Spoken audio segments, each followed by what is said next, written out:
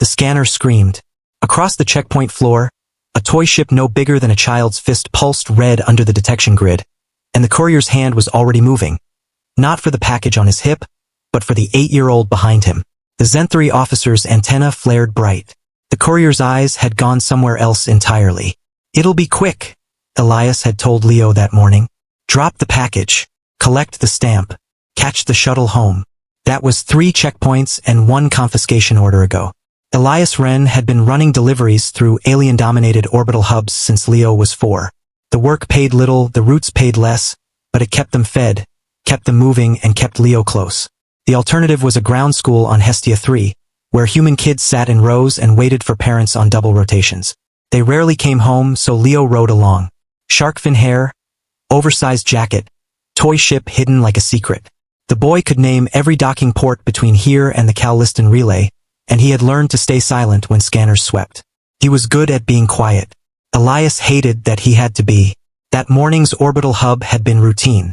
16 couriers in the processing lane, mostly Zenthari or Dravine, a handful of humans at the back.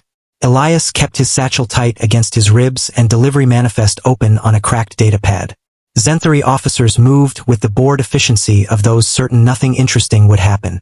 Antennae pulsed in lazy cycles, reading biometrics, stress markers, elevated hormones, the usual. Leo stood close, gripping the hem of Elias's jacket. The first 6 checkpoints cleared without incident. Standard cargo, standard stamps. Checkpoint 7 changed everything. A Zenthari logistics officer waved Elias forward, antenna dimming to passive scan. He set his satchel on the belt. Leo stepped up beside him, and the toy ship crossed the sensor threshold. A sharp tone cut through terminal noise. The officer's antenna snapped upright, glowing gold. She pulled the toy from Leo's jacket before Elias could speak. A battered thing, hand-painted, cracked engine housing glued back together twice. Small, meaningless, but the scanner disagreed. Its transponder chip, salvaged and solaried by Elias for mission tracking, broadcasted on a restricted Zenthari logistics frequency. Contraband. Unregistered signal device. The officer's antenna swept toward Elias. Whatever it read made her grip tighten. Behind her, Commander Thal appeared. Tall, plated, antenna steady white. "Isolate the child," he said. "Hold the courier for signal origin trace." Leo's hand was pulled from Elias's jacket. The boy didn't scream. Wide-eyed and toyless, he whispered one word. "Dad." That single syllable hit Elias in the sternum like a coil gun round. His fingers stopped shaking. His jaw set.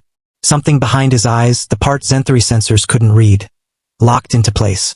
Elias moved, not how a courier should, not slow, not compliant.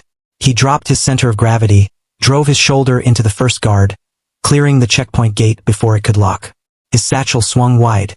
The strap caught the second officer across the antenna. He stumbled, biosensors flooding with static. Elias vaulted the cargo scanner. 2 guards converged. A data pad hit one officer's faceplate and shattered.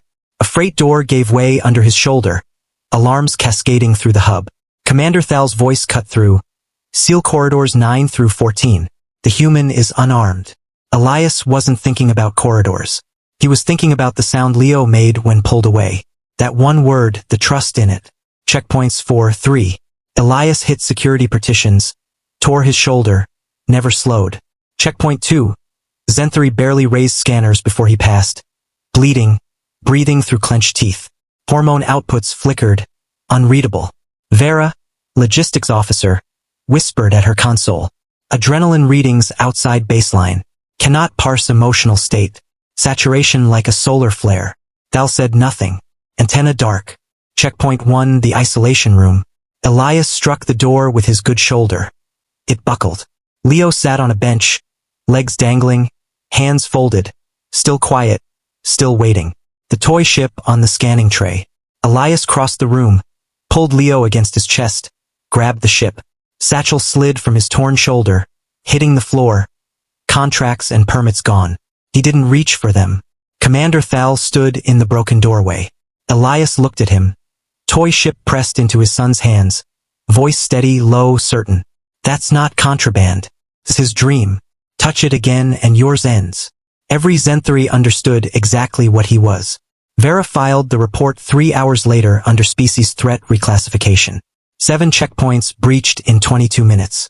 98% evasion rate against armed response teams. Galactic average for non-human species. 12%. Annotation added. Triggered by offspring distress. No weapons used. Recommend. Do not separate.